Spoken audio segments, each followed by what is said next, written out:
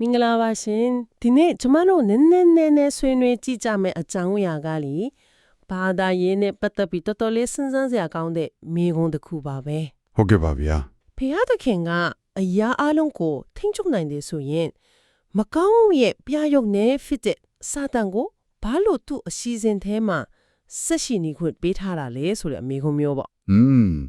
ဒါကတူတူကိုအခြေခံကြတဲ့မိကွန်းတစ်ခုပဲနော် ဟုတ်တယ်ရှင်အခုကျမတို့စီရောက်လာတဲ့မှတ်စုတွေစာတန်းတွေကလေဒီမိဂုံးကိုဖြည့်ရှင်းဖို့စ조사ထားတဲ့ဘာသာရေးဆိုင်ရာအမြင်တစ်ခုကိုတင်ပြထားတာတွေ့ရတယ် ဟုတ်ပါတယ်ဒီစာတန်းတွေကဒီပြဿနာကိုချင်းကပ်ပုံကတူတူလေးစနစ်ကြတယ်ဗျာ ဟုတ်ကဲ့ သူတို့ကလွတ်လပ်စွာရွေးချယ်ပိုင်းခွင့်ဆိုတဲ့အခြေခံဥပဒေကနေစပြီးတော့ကျေးဇူးတော်ပြီးတော့ရွေးချယ်မှုရဲ့အကျိုးဆက်နဲ့နောက်ဆုံးမှာတွေးဆောင်မှုရဲ့ရွေးချက်ဆိုပြီးတစ်ခုနဲ့တစ်ခုချိတ်ဆက်တိဆောက်သွားတာကိုတွေ့ရပါတယ်ဗျာ စလိုက်ကြအောင်နော်ဒီစာတန်းတွေရဲ့အလိကအစပြုထားတဲ့အချက်ကလွတ်လပ်စွာရွေးချယ်ပိုင်ခွင့် free will ပဲနော် ဟုတ်ပါဗျာ သူတို့ရဲ့အဆိုအရလေတကယ်လွတ်လပ်ခွင့်အစစ်အမှန်ဖြူဖို့ဆိုရင်အမားလုံနိုင်တဲ့အဖြစ်လုံနိုင်တဲ့အခွင့်အရေးလည်းရှိနေရမယ်လို့ဆိုတယ်ခဏလေးနော် ဟုတ်ကဲ့ ဒီအဆိုအရဆိုရင်ဖျားသခင်ကလူလေးကိုအပြစ်လုံနိုင်တဲ့အခြေအနေမှာတမင်တကာဖန်တီးချတယ်ဆိုတဲ့သဘောလားရှင်ဒါကထောင်ချုပ်ဆင်ထားတာနဲ့နည်းနည်းတူတယ်လို့ဖြစ်မနေဘူးလားဒီအချက်ကိုစာတန်းတွေကဘယ်လိုရှင်းပြထားပါလဲ ဟုတ်ကဲ့ဒါကအရင်ကောင်းတဲ့မိခုံတစ်ခုပါပဲဆိုတော့ဒီစာနဲ့နေကားရဲ့အချက်ကိုကြိုပြီးတော်ထားပုံရတယ် အော် သူတို့ရဲ့ရှင်းပြချက်ကရှူတောင်းတစ်ခုနဲ့လာပါတယ်ဗျာတစ်ဖက်မှာဟုတ်တယ်ဖန်ဆင်းခံရဲ့လွတ်လပ်ခွင့်ကိုလေးစားတဲ့အနေနဲ့သူတို့ကိုအဖြစ်လုံနိုင်တဲ့အခြေအနေမှာထားတယ်ဒါပေမဲ့ ဟုတ်ကဲ့ တစ်ချိန်တည်းမှာပဲအဲ့ဒါက1600တခုမထစ်သွားအောင်လို့သူတို့မှာအမှန်တရားကိုရွေးချယ်နိုင်တဲ့စွမ်းအားရှိဖို့ကျေးဇူးတော်ဆိုတာကိုလည်းပေးထားတယ်လို့ဆိုရတယ် ဆိုလိုတာကလဲကျနိုင်တဲ့ခွင့်ရရောမလဲကျအောင်ယက်တီနိုင်တဲ့အထောက်ပံ့ရောနှစ်ခုလုံးကိုတပြိုင်နက်တည်းပေးထားတယ်ဆိုတဲ့သဘောပါပဲဗျာ အော်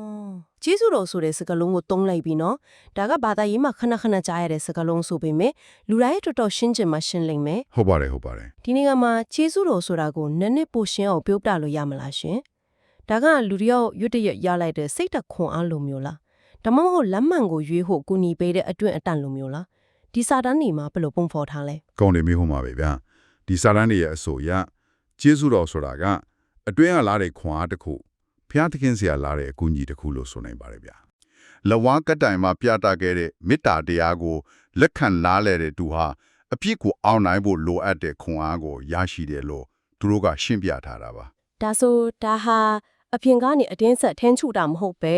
အတွင်းကနေရွေးချယ်နိုင်အောင်ကူညီပေးတဲ့အရာတစ်ခုပေါ့နော် အတိအကျပါပဲ ကောင်းပြီဒါဆိုရင်ကျမတို့မှာလူလက်ခွင့်ရှိတယ်အမားလုံနိုင်တယ်လို့အမှန်ကိုရွေးဖို့ကျေးဇူးတော်ဆိုတဲ့အကူအညီလည်းရှိတယ်ဒါဆိုလူတစ်ယောက်ကဘာကိုအခြေခံပြီးရွေးချယ်မှုလုပ်တယ်လဲရှင်အဲ့ဒီရွေးချယ်မှုရဲ့အကျိုးဆက်တွေကဘာတွေဖြစ်မလဲ အဲ့ဒါကဒီအဆိုရဲ့ဒုတိယအဆင့်ကိုရောက်တာပါပြီရွေးချယ်မှုနဲ့သူ့ရဲ့အကျိုးဆက်တွေပေါ့ ဟုတ်ကဲ့ စာရဏိထဲမှာဖန်ဆင်းခံတူဟာလောဘကိုဆွဲကင်ဖို့ရွေးချယ်နိုင်တယ်လို့ဖော်ပြထားတယ်ဗျာစကားမဆက်ဒီစာရန်ဟာကိုလျာဘာသာကနေစင်တက်လာပုံရတယ် ဟုတ်လားရှင် ဘာလဲဆိုလို့သူတို့ကလောဘလို့ပြောတဲ့နေရာမှာမူရင်းစကားလုံးယုတ်ရှင်ကိုအလေးပေးတမ်းထားလို့ပဲ အိုးဒါကြောင့်ကိုကျမလေးအဲ့ဒီကွင်းထဲကစကလုံးလေးကိုတတိချားမိနေတာဒါဆိုသူတို့ရဲ့ဘာသာရေးအတုံးအနှုံးမှာအဲ့ဒီစကလုံးကအထူးအတိတ်ပဲရှိလို့ထည့်သုံးထားတာဖြစ်မယ်စိတ်ဝင်စားစရာပဲစက်ပါအောင်ရှင် ဟုတ်ပါတယ်ဗျာအဲ့ဒီယုတ်ရှင်ကိုလောဘကိုရွေးချယ်ဖို့ဆိုရင်လေဘုရားသခင်ပေးတဲ့ကျေးဇူးတော်ကိုတမင်တကာငင်းပယ်ရလေပြီးတော့ကိုယ့်ရဲ့အတ္တိတရားနဲ့ပြည့်ညက်တရားတွေကိုလည်းမျက်ကွယ်ပြုရမယ်လို့ဆိုထားတယ် ဒါဟာမတော်တဆဖြစ်သွားတာမျိုးမဟုတ်ပဲတိလျက်နဲ့လောက်တဲ့ရွေးချယ်မှုတစ်ခုလို့ပုံဖော်ထားတာပေါ့ မှန်ပါတယ်ဗျာ ရွေးချယ်မှုလုပ်ပြီးရင်တော့အကျိုးဆက်ကလာမှာပေါ့နော်ဒီအကြောင်းကိုရောဘယ်လိုရှင်းပြထားလဲ ရှင်းရှင်းလင်းလင်းပါပဲ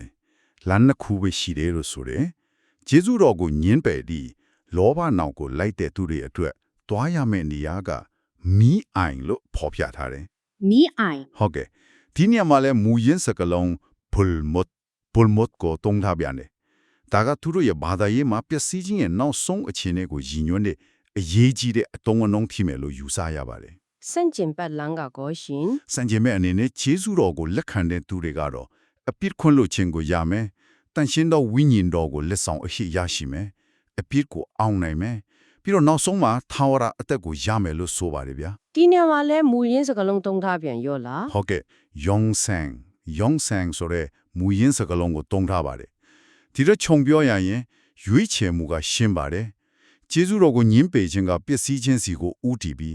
ကျေးဇူးတော်ကိုလက်ခံခြင်းကထာဝရအသက်စီကိုဥတည်တယ် ဆိုတော့အဆုံးအဖြတ်ကဖန်ဆင်းခံရဲ့လက်ထဲမှာပဲရှိတယ်လို့ဒီစာတန်းတွေကအခိုင်အမာဆိုလိုတာပေါ့ အတီးကြပါပဲဗျာ ဒီအထီတော့ရှင်းပါတယ်ရှင်ဒါပေမဲ့ဒါကကျမတို့ရဲ့မူလမေခွန်းကိုပြန်ဥတည်လာစေတယ်ဘုရားသခင်ကကျေးဇူးတော်ကိုပေးထားတယ်လူတွေကလည်းရွေးချယ်ခွင့်ရှိတယ်ဒါဆိုစာတန်းရခိုင်းကနံကပေးနေရမှာဝင်လာတာလေသူရဲ့သွေးဆောင်မှုတွေကဒီညီမြချင်းထဲမှာဘာလို့လိုအပ်နေရလဲရှင် ဟုတ်ကဲ့ဒီနေရာမှာပဲဒီစာရန်ရဲ့အဓိကကြတဲ့အဆိုကပေါ်လာတာပါဗျာစာရန်တွေမှာဘုရားသခင်ကိုယ်တိုင်ကဖန်ဆင်းခံအဖြစ်ကြွားလာတဲ့တားတော်အကြောင်းကိုမိတ်ဆက်ထားတယ်ဒီနေရာမှာလဲအတ္တဆိုတဲ့စရလုံးကိုတုံးထားတာတွေ့ရတယ် တားတော် ဟုတ်ကဲ့ဒီတားတော်ရဲ့ကြွားလာခြင်းကအရာအလုံးကိုပိုင်းခြားတဲ့မြင်းတစ်ကြောင်ဖြစ်သွားတယ်လို့ဆိုရတယ်လူသားတွေရဲ့တစ္ဆာဆောင်သိမှုကိုအဆုံးဖြတ်ပေးမယ်အခရာဖြစ်လာတယ်ပေါ့ โอเคတားတော်ကပိုင်းခြားတဲ့မြင်းတစ်ကြောင်းဆိုရင်တောင်းစာတန်ကဘလို့ပါဝင်ပတ်သက်နေသေးလဲ ဒီရင်းမြစ်တွေရစာတန်ရဲ့အလောက်ကဖန်ဆင်းခံတွေကိုအဲ့ဒီတားတော်ကိုမနာခံအောင်ထွေးဆောင်ဖို့ပါပဲ ဒါပေမဲ့အရေးကြီးတဲ့အချက်ကဒီထွေးဆောင်မှုဟာကြာတန်းဖြစ်ပေါ်လာတဲ့ကမောက်ကမအခြေအနေတစ်ခုမဟုတ်ဘူး။ဘုရားသခင်ရဲ့ပူရီမတဲ့ရည်ရွယ်ချက်တစ်ခုကိုအကောင်အထည်ဖော်ပြီးနေတဲ့မရှိမဖြစ်လိုအပ်တဲ့ယန္တရားတစ်ခုဖြစ်နေတယ်လို့ဆိုပါတယ် ခဏလေးနော်ဒါဆိုစာတန်ကဘုရားသခင်ရဲ့အစီအစဉ်ကိုအကောင့်ထဲပို့ပေးနေတဲ့ယန်တရားတစ်ခုဟုတ်လားရှင်ဒါကတော်တော်လေးကိုအံ့ဩစရာကောင်းတဲ့အဆိုပဲဘယ်လိုမျိုးလဲ ။ဟုတ်ပါလေ။စာတန်ရဲ့အဆိုအရထွေးဆောင်မှုမရှိရင်စစ်မှန်တဲ့ရွေးချယ်မှုလည်းမရှိနိုင်ဘူး ဟော ။ထွေးဆောင်မှုကတားတော်ကိုနာခံပလားမနာခံဘူးလားဆိုတဲ့မေခွန်းကိုအသက်ဝင်စေပြီးရှောင်လေးလို့မရတဲ့ရွေးချယ်မှုတစ်ခုဖြစ်ဖန်တီးပေးလိုက်တာပါ ဟုတ်ကဲ့ စာတန်ထဲမှာတာရိုက်ကိုကားထားတာတစ်ခုရှိတယ်ဗျ။စုံစမ်းနောက်ရခြင်းမရှိရင်ခွဲခြားခြင်းလည်းမရှိဆိုတဲ့စာကြောင်းပါပဲ စုံစမ်းနှောင့်ယှက်ခြင်းမရှိလျင်ခွဲခြားခြင်းလည်းမရှိဟိုဒါကတော်တော်ကိုလေးနဲ့တဲ့အဆိုပဲနော် ။ဟုတ်တယ်ဗျ ဆိုတော့စာတန်ရဲ့သွေးဆောင်မှုကလူတွေကိုဖြောင့်မတ်သူနဲ့မဖြောင့်မတ်သူနာခံသူနဲ့မနာခံသူဆိုပြီးခွဲခြားပေးတဲ့စစ်ထုတ်တဲ့ကရိယာတစ်ခုလိုဖြစ်နေတာပေါ့ ။အတိအကျပါပဲ။သွေးဆောင်မှုကပိုင်းခြားမှုကိုဖြစ်စေတယ်။ဒီစာတန်ရဲ့အမြင်အရသွေးဆောင်မှုဆိုတာလွတ်လပ်စွာရွေးချယ်ပိုင်ခွင့်ကို theory အစစ်မှာပဲထားရမှာဟုတ်ပဲလက်တွေအသုံးချခွင့်ပေးလိုက်တဲ့အခြေအနေတစ်ခုပါပဲ ဟွန်းလက်တွေ့အသုံးချခွင့် ။ဟုတ်ကဲ့ဒီစံတမှုနဲ့ရင်ဆိုင်အားပြီးဖြူလို့လိုက်တဲ့ရွေးချယ်မှုကပဲတဦးချင်းစီရဲ့သာဝရကံကြမ္မာကိုဆုံးဖြတ်ပေးတယ်လို့သူတို့ကရှင်းပြထားပါတယ်ဗျာ။ ကောင်းပြီဒီအချက်တွေအားလုံးကိုပြန်ပြီးခြုံငုံကြအောင်နော်ကျမတို့မှာလွတ်လပ်စွာရွေးချယ်ပိုင်ခွင့်ရှိတယ်အမားလုံနိုင်တယ်လို့အမှန်ကိုရွေးဖို့ဂျေဇုတော်ဆိုတဲ့အကူအညီလည်းရှိလေ ဟုတ်ကဲ့ ပြီးတော့အဲ့ဒီရွေးချယ်မှုကိုမဖြစ်မနေလို့ရအောင်အားပေးတဲ့စာတန်ရဲ့သွေးဆောင်မှုဆိုတာလည်းရှိလေဒါတွေအားလုံးကိုပေါင်းဝိုင်းရင်ဒီစာတန်တွေရဲ့အဓိကအဆိုးကတော်တော်ကိုမျောလင့်မထားတာမျိုးဖြစ်နေရင် ဟုတ်ပါပြီသူတို့အမြင်အရမကောင်းမှုရဲ့သင်္ကေတဖြစ်တဲ့စာတန်ဟာဘုရားသခင်ရဲ့အစီအစဉ်ကိုဖျက်ဆီးသူမဟုတ်ပဲကောင်းမှုနဲ့လွတ်လပ်ခွင့်ကိုအဓိပ္ပာယ်ရှိစေတဲ့မရှိမဖြစ်ကိရိယာတစ်ခုဖြစ်နေတာပေါ့ ဒါကအဓိကအကျဉ်းဆောင်ထွန်းတို့ချက်ပါပဲဗျာဒီစာတန်းတွေကပိုကျဲပြန့်တဲ့အမြင်နဲ့ချိတ်ဆက်ပြီးကြည့်မယ်ဆိုရင်ဖျားသခင်ကစာတန်ရဲ့သွေးဆောင်မှုကိုခွင့်ပြုထားတဲ့အကြောင်းရင်းကစစ်မှန်ပြီးလွတ်လပ်တဲ့ရွေးချယ်မှုတစ်ခုကိုဖြစ်ပေါ်စေဖို့ပါပဲ ဒီအမြင်အရစစ်မှန်တဲ့ဖြောင့်မတ်ခြင်းဆိုတာအပြစ်မလုံးနိုင်တဲ့အခြေအနေမှာရှိနေခြင်းမဟုတ်ဘူး ဟုတ်ကဲ့ အပြစ်လုံးနိုင်တဲ့ခွင့်ရအပြစ်ပါရှိနေခြင်းမှာအပြစ်မလုပ်ဖို့ကိုယ်တိုင်သဘောဆန္ဒအရောက်ရွေးချယ်လိုက်ခြင်းဖြစ်ပါတယ်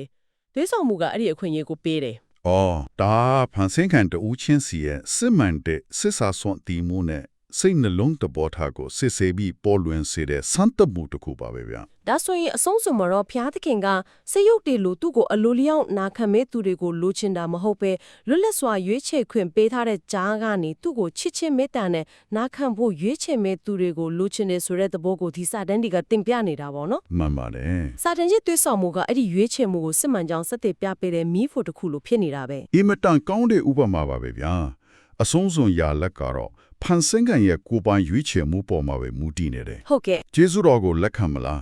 းလောဘကိုလက်ခံမလားဆိုတဲ့လမ်းစွန်လမ်းခွမှာတွဲဆောင်မှုကသူတို့ကိုရက်တန့်စေပြီးဆုံးဖြတ်ချက်ချခိုင်းလိုက်တာပါပဲ တကယ်ကိုလေးနဲ့ပြီးရှုပ်ထွေးတဲ့ဘာသာရေးဆိုင်ရာရှင်းလင်းချက်တစ်ခုပါပဲရှင်ဒီရေးမစ်တွေကရွေးချယ်မှုဟာအဓိကကြပဲသွေးဆောင်မှုကအဲ့ဒီရွေးချယ်မှုကိုဖြစ်ပေါ်စေတဲ့မရှိမဖြစ်အလုံးစုံမှုတစ်ခုအဖြစ်တင်ပြထားတာကတော့ တော်တော်လေးစိတ်ဝင်စားစရာကောင်းတယ် ဟုတ်တယ်ဗျာဒီအချက်ကလေကျွန်တော်တို့ကိုအရေးကြီးတဲ့မေးခွန်းတစ်ခုနဲ့ထိုက်တိုက်တွေ့စေတာပဲ ပြီးတော့မေကုမျိုးလဲရှင် စာတမ်းတွေထဲကအတိုင်းဆိုရင်တွေးဆောင်မှုဆိုတာအတိတ်ပဲရှိတဲ့ရွေးချယ်မှုတစ်ခုကိုဖြစ်ပေါ်စေပြီးအဲ့ဒီရွေးချယ်မှုပေါ်မူတည်ကလူတွေကိုခွဲခြားတဲ့ကိရိယာတစ်ခုတာဖြစ်တယ်ဆိုရင် ဟုတ်ကဲ့ ဒီပါရရဲ့မြင်နေရမကောင်းမှု evil ရဲ့သဘောတဘာဝကတကယ်တော့ဘာဖြစ်မလဲဒါဟာပိုကြီးမားတဲ့ကောင်းကျိုးတစ်ခုအတွက်အတုံးတော်ခံရတဲ့ကိရိယာတစ်ခုထပ်တဲ့ပဲလားဒါမှမဟုတ်အဲ့ဒီတဲ့ပိုလင်းနေပြီးကိုယ်ပိုင်တည်ရှိမှုရှိတဲ့ຢာတစ်ခုလား ဒါကတော့ဒီเจ้าညာကိုလေးလာသူတွေအတွက်ဆက်လက်ပြီးတွေးတော့ဆင်ကျင်စရာအခြေတစ်ခုပါပဲဗျာ